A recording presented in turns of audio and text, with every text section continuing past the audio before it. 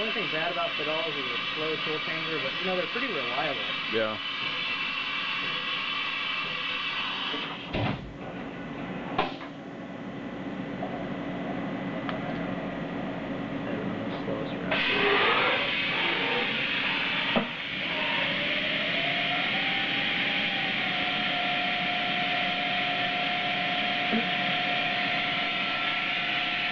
So it's a brand new spindle in there. It's only been in for a few months. Okay. Brand new Z-axis ball screw. The X-axis ball screw is only like a year and a half old.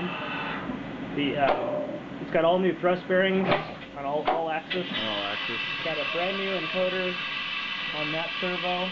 Okay. It's got a year ago I did a new encoder in the spindle motor. Okay. It's got new chains. So the counterweight chains need to be replaced every so often on these, and it just had new chains put in it less than 3 months ago. Okay.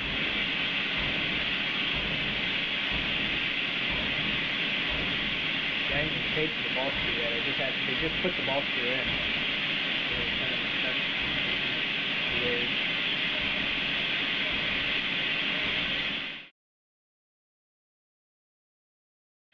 What year is this machine? This is a 96. 96? Okay.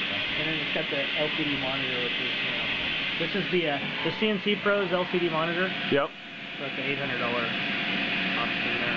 Now this is the HS, so this is the high speed, 10,000 RPM spindle? No, this is only 7,500. 7,500, okay.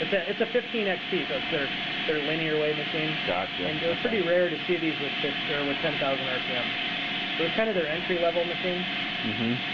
So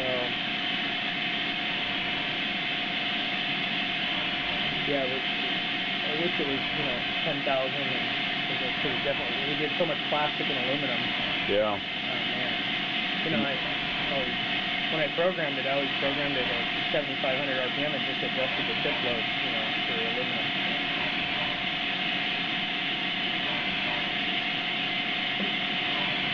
So this is actually doing one of these. So